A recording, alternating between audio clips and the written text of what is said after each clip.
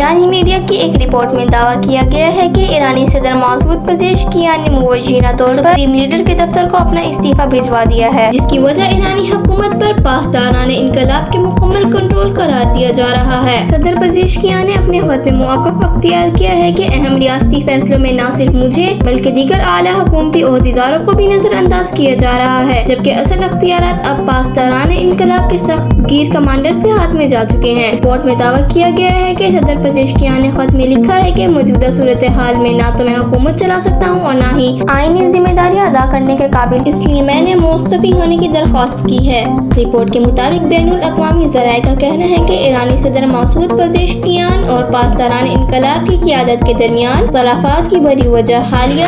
جنگی حکمت عملی، اس کے معاشی اثرات اور عوام کے درپیش مشکلات ہیں۔ بتایا جا رہا ہے کہ جنگ کے بعد ایران کی معیشت اور عوامی زندگی شدید دباؤ کا شکار ہے۔ دوسری جانب ایرانی حکومت نے صدر پزیشکیان کے استعفے کی خبروں کو سختی سے تردید کر دی ہے۔ ایرانی صدارتی دفتر اور سرکاری میڈیا کا کہنا ہے کہ صدر پزیشکیان معمول کے مطابق اپنے فرائض انجام دے رہے ہیں اور ان کے استعفے کی خبریں ساری جھوٹی ہیں۔